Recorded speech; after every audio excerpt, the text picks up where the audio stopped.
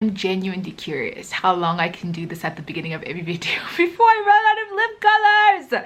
Okay, but it hasn't happened yet, so brown, looking cute.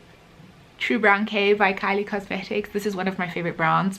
Say what you want, but Kylie knows how to make a lip kit.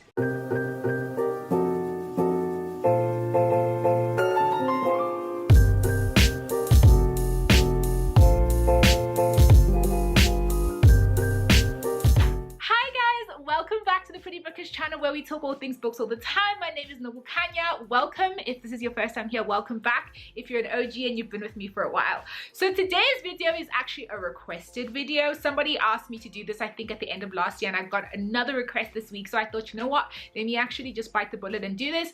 I've been asked to do a video of recommendations of non-fiction books. So last year at the end of the year, I think I posted one of my wrap-ups was my top 5 non-fiction books for the year. I'll put a link below in the description for my Instagram post that I posted of those 5 books. But I've actually gotten a request to do other non-fiction book recommendations, so I thought let me just go ahead and do that now.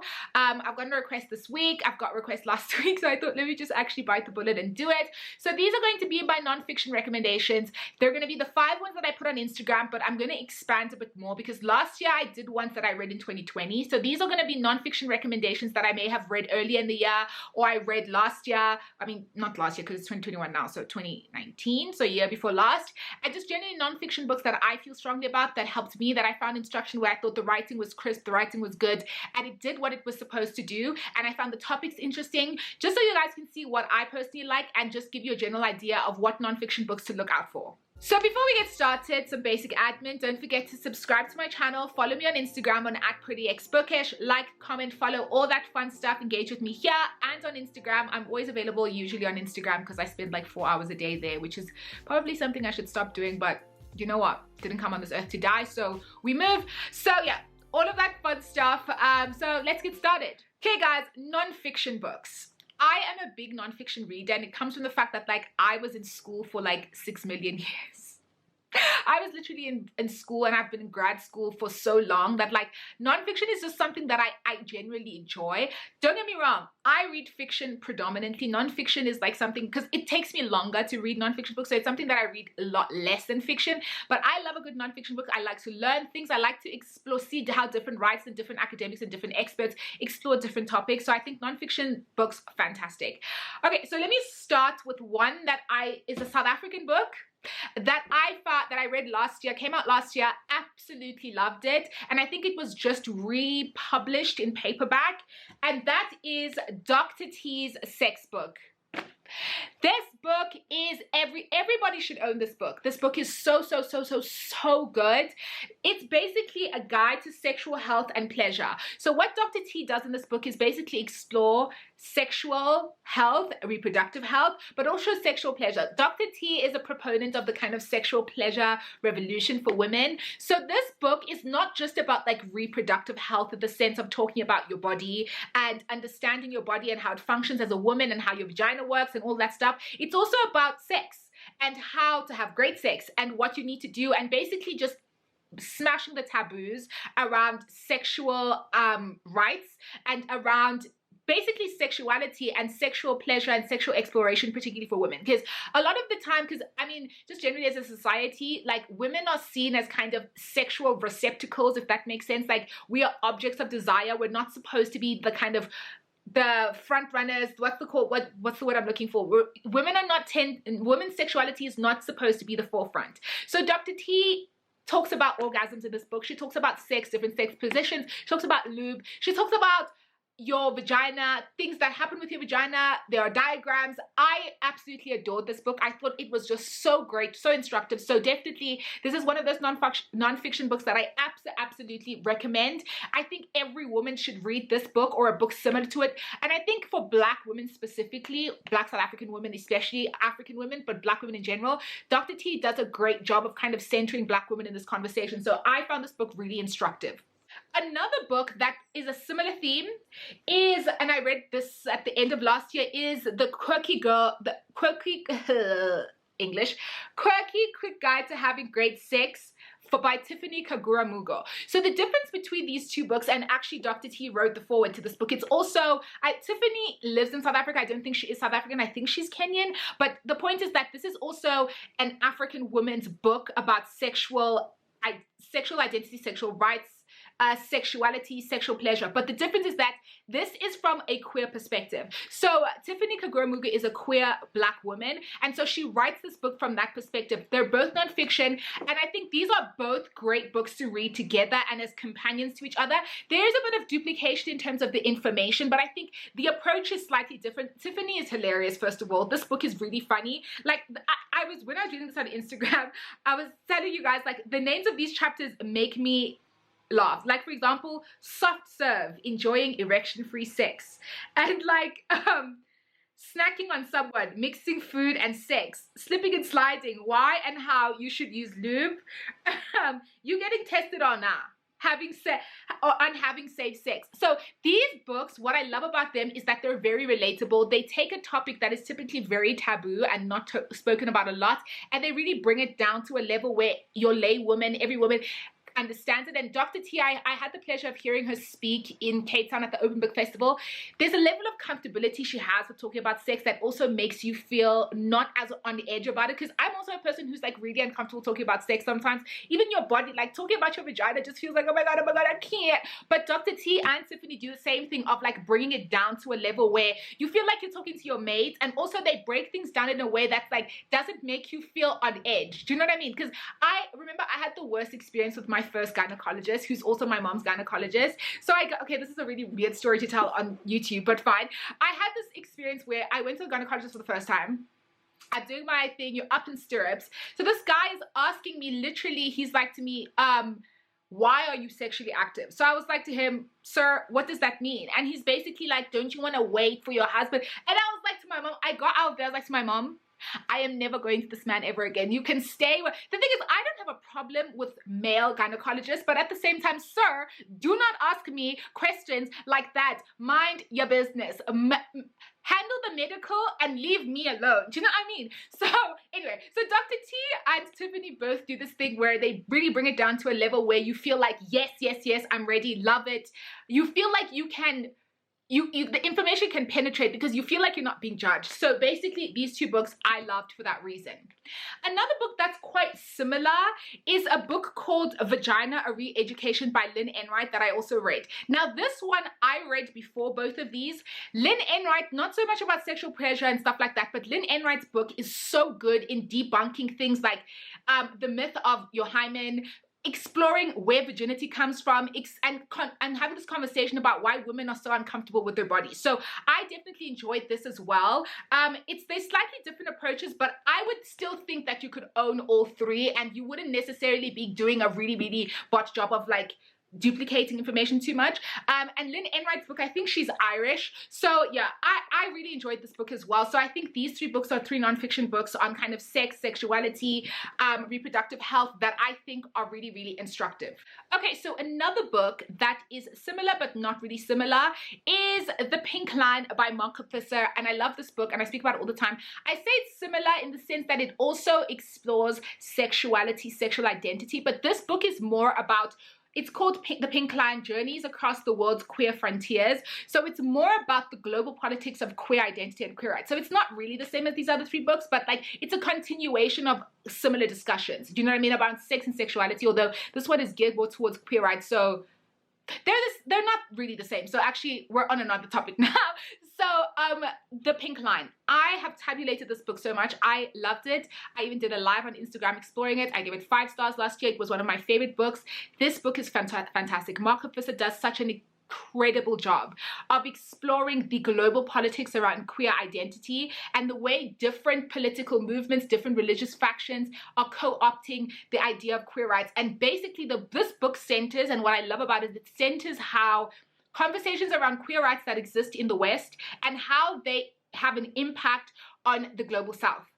One of the first stories he speaks about is about Auntie, who is, I think, Ugandan, what we as Western leaning people would call a trans Ugandan woman. And he speaks about how the kind of awakening of the queer movement in the global north has a trickle-on effect of creating different dynamics in the global south for sexual and gender identities that have always existed but now being framed in different kind of ways. I also like how he explores, so basically this book has different chapters, right? So it separates, some of the chapters are personal stories of people that Markovissa interviewed and kind of whose lives he explores, and then the other chapters are kind of like more theoretical and more information based, or like, yeah, queer theory type stuff. So it goes back and forth. So what you'll get is a chapter talking about trans rights, and then you'll get another chapter about a trans person and how that conversation in the previous chapter affects their lives, right? So I thought that that was such a great format, and formatically it was fantastic. This book is amazing. I would highly recommend you read this book. I thought this book was I can't say enough about that book. I thought it was one of the best books about queer identity and global politics, the global queer conversation, and I like that it's centered the global south and experiences of sex and sexuality not in the US. The next book that I read last year, which I don't know how to say that I love this book, because it's not really the kind of subject matter that you want to be like, oh, I loved it, because it's not like, which is Our Bodies, Their Battlefields by Christina Lamb, What War Does to Women. It's basically exploring how rape, sexual assault, sexual violence is used as a tool of war, and how women's bodies become battlefields and become the kind of battlegrounds for how wars between men are fought. This book is incredibly well written. It is very extensive. I would say that like it will probably be very triggering. It took me quite a while to read this book, but I'm so glad that I did. It explores, and Christina Lamb is, I think, a journalist. Yeah, I think she's an award-winning war reporter and a journalist, right? So she has an understanding of the way that war works, and what she does is she explores different wars and different conflicts all over the world, and some historical ones and some present day ones, and exploring and basically highlighting how in every single war women's bodies become this battlefield, and how rape and sexual violence has always been a tool of war. She talks about in this book something that I was not familiar with. For example, talking about how at the end of the World War II, when the Nazis fell and when the Allied forces were marching through Germany, how as they went, particularly Russian soldiers, but other soldiers from other parts of the world, the so-called hero soldiers that we all valorize for like defeating Hitler, how they were systematically raping German women as they moved, and how this idea that German women's bodies became this weird battlefield, because on the one hand, a lot of them supported Hitler, but on the other hand, rape is never okay. So it's this weird historical moment that a lot of people don't talk about. Also talks about the comfort women in Japan during the Second World War, and how to this day Japan refuses to acknowledge them, and talk about basically those kinds of things. So I just found this book to be incredibly well written. So this is another book that I would highly recommend if you're looking for a nonfiction book that's going to give you that's going to explore a topic that is really difficult to read, but she does a bang up job of it. So that's another book that I really enjoyed last year. Another one that I really loved was obviously a Bookstagram fave. I don't need to say much about it, and that is Hood Feminism by Mikki Kendall. Phenomenal. Mikki Kendall writes this book. It is an unflinching exploration of feminism, particularly white feminism, and how it feels women of color, and it explores the different ways in which race and gender intersect in the lives of Black women. I love the way, and in fact, let me talk about this book as well at the same time, and that is White Tears, Brown Scars, How White Feminism Betrays Women of Color by Ruby Hamad. These two books are phenomenal together. I read both of them. If I had to pick one and say read one, I have to go with Hood Feminism because I love Mikki Kendall, but I don't think that there's anything wrong with reading both of these books together, but they are a little bit similar, so I would go with Hood Feminism. But Ruby Hamad does they were both 5 stars. I think they were both on my top, yeah, these were both on my top 5 list for last year. Both of them unflinching, really proper excavation and exploration of the ways in which white feminism is harmful to women of color. So I think if you are a Black woman looking to read something that really explains some of the things that happen, especially Ruby Hamad, who goes quite into depth at the beginning about the kind of microaggressions and the experiences of being a Black woman or a woman of color in corporate spaces, and how the kind of little things that happen get brushed under the rug and you almost feel crazy, but actually these things are happening, and how white women have a tendency to weaponize their white femaleness, and the ways in which white female victimhood as a general trope, or the discourse around it, is so harmful to women of color. So these two books I also thought were fantastic, so I would highly recommend those as well if you're looking for other nonfiction books that are really, really good. Another book that I read last year that I also spoke about, I think, in my last video, was The Address book by Deirdre Mask. Love this book. I gave this book, I think, 4.5 or 5 stars. Fantastic. It is basically a book about what street addresses reveal about identity, race, wealth, and power. So what Deirdre Mask does in this book is take different parts of the world. So I'll tell you, she speaks about which countries are explored. I'll tell you now. Calcutta, Haiti, Rome, London, Vienna, Philadelphia, Korea, Iran, South Africa, Manhattan, and basically different parts of the world, different cities with different histories, and explores how the notion of street addresses and geography and space is tied to issues around power and history and race and identity and wealth and power, and it's just a phenomenal job. I thought this book was just going to be about like development politics, and in South Africa, because we're very familiar with the conversation around the politics around street names, I thought it was going to be more about that, but she does, there's a part of this book that goes into the history of street addresses, and how the idea of being able to geolocate someone to a specific street corner and street address is tied to the development of the nation state, and how that ability to monitor citizens is inextricably linked to the rise of the nation state and the power of government and all of that stuff. And it's so interesting. I thought this book was so, and the way she speaks and the kind of breadth with which she does this, and the kind of different aspects of street address she explores. So it's in, I think, 4 parts: development, origins, politics, race, and class and status. Those are the 5 parts that this book is broken up into. I honestly think she did a phenomenal job. And in one of the first chapters, I'm gonna drop everything, sorry. One of the first chapters, she talks about Kolkata, and how in the slums and informal settlements, the inability of the people who don't have street addresses, and she explores how much of the kind of basic needs and resources of the state that theoretically the state applies, even in a welfare state, people aren't able to access, because if you don't have an address, like a physical address, how do you sign up for anything? And it was such a thing, because you know it in theory, but like I don't think I've ever really thought about it as much as I did when I read this book. But like, if you don't have a street address, how are you signing up for anything?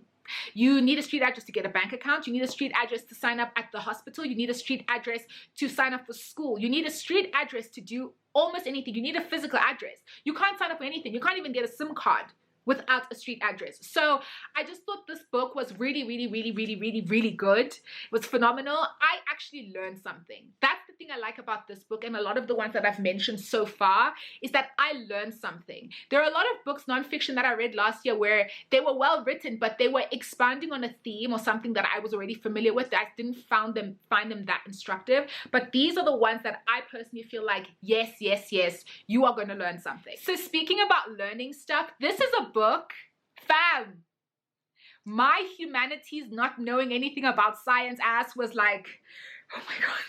And that is How to Argue with a Racist by Adam Rutherford. Fam, first of all, this book is really good, but I have to say this, guys, genetics is just so complicated. So what Adam Rutherford does, because he's a geneticist, he debunks the myth of kind of racial purity, but also the myth that there is anything inherent of any single race based on genetics. The idea that black people are more athletic because it's genetics, the fact that white people are this because genetics, all of these myths that are rooted in kind of racism, he debunks them in this book, and he speaks about how the myth of racial superiority does not exist. And this book, shame, Adam Rutherford I have to give him props. Did his very best to simplify a topic that I just don't think is very, very simple. He does his best, guys, to speak about genetics for laymen, for us humanities people who only ever did English, who stopped doing science in matric when we stopped having. Haven't done science since grade 10 actually. When we got to choose our own subjects, I haven't looked at a science book since. But honestly, I thought this book was absolutely fascinating. And one of the core arguments in this book, and one of the quotes that he says that I found resonated with me so much, was he said that as much as this book is instructive and talks about racism, what I got from this book was this is not a book you hand to people who are racist to try and make them not racist. Because he basically says that you cannot use logic and reason to remove someone from an opinion that they didn't acquire via logic or reason. And that for me, like, it just hit the nail on the head, because it's like, arguing with people who believe in racial purity, that argument, and even people who are homophobic, your entire root of that argument has no logical basis. So how am I going to sit here and have a logical conversation with someone who's not even using logic to have this conversation? So I just thought that was such a powerful statement that he made in this book. So I would highly recommend this as well. It is a bit of it's actually really short. It's like 180 pages, but guys, like, if you're not familiar with science, like, it's gonna take you a second, but I think it's well worth it, because you just come out of it thinking, yes. Do you know what I mean? You just come out of it thinking, like, this makes perfect sense, and love to see it. So there's another one that I highly, highly recommend. Okay, so the second last book that I want to talk about is Don't Touch My Hair by Emma Dabiri. So this is a non-fiction book that basically explores the metaphysics and the histories and the politicization of Black women's hair. And the metaphysics of braiding, rather. So I loved this book because I thought to myself, Emma Dabiri did such a good job. It's so well researched. I will say though that it is very deeply rooted in kind of Yoruba culture, because she is Yoruba. So she uses that as the foundation. So it's not like it explores every kind of ethnic group in Africa, or in the history of Blackness, but that doesn't really matter so much, because I think what she does is create a fantastic foundation. She speaks about how Black women's hair has always been like a political minefield. It's always been a site of contestation, and how whether you are, and if you're a Black girl, you understand whether your hair is relaxed, whether it is straight, whether it is curly, whether it is natural, whether it is braided, whether you have a weave, everybody has an opinion about it. It is always something to say about it. Like the fact that I have these curls on right now is a thing that people have a problem with. When I had braids, people are like, whether it's like, there's a whole thing about Black women's hair. And I love this book because it really goes into that and explores it, but also it's just historical, it's well researched, and I think it also gives, as a Black woman, it grounds you. It gives you a sense of grounding of the history of our hair, and the history of kind of the way that our hair has evolved. So yeah, this is another book that I really, really, really, really, really enjoyed, and I think it's really interesting. And I also like the title because just genuinely, guys, don't touch Black people's hair. Like, guys, people just feel so comfortable doing this. Like, it's wild. Like, I'm not a zoo animal. Don't touch my hair. Anyway, this book also very good. Then the last one that I want to talk about today is All About Love by Bell Hooks. Guys, first of all, Bell Hooks is, for me, like, the pinnacle. Like, I love, there's another book by her that I've read which is called Outlaw Culture, which you should also check out because it's really good, but this one I especially love. So Bell Hooks basically in this book explores love, and she speaks about in the beginning how just love, romantic love, and just the core of love is something that people don't generally, as a society, we don't talk about. It's become uncool, unpopular to talk about love and the deepness of love and the power of love, because we live in a society where everyone is always just like, get money, get bitches. Do you know what I mean? So she talks about love, and she talks about what real love is, what the core of love is. And she talks about how true love, real love, is basically an action. It's not just a word, it is an action, and it is a continuous action of wanting the best for somebody else. It is a continuous action of working in service of others. And that is what true love is. It's not just romance, it's not just saying I love you, it's not just flowers, and it is a daily service to others. I thought this book was phenomenal. It's also really tabulated. I think everybody in the whole world should read this. It is so so important to read. Yeah, I just really love this book. I don't know what else to say about it. It just warmed my heart. This is a book I will be rereading in my life often. So many great gems, such a great book. And I think it's part of a 3-part series, and I think I've ordered the other 2. I'm not sure yet. I just did something yesterday, but anyway, I was half asleep, so I don't know.